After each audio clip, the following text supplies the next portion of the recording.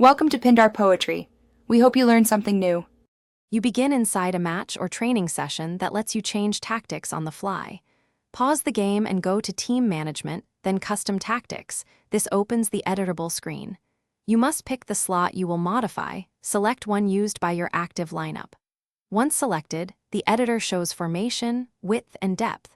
Make sure to note your current setting so you can revert if needed.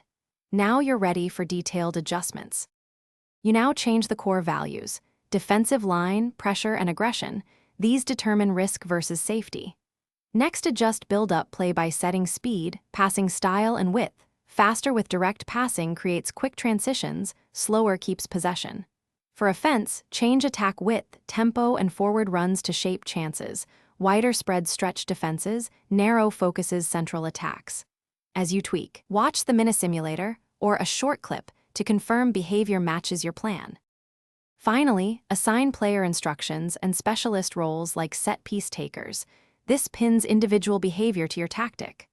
Once satisfied, save the custom tactic into the slot and apply it to your active squad so it takes effect immediately. Then test in a live segment or training drill to observe how players interpret the changes.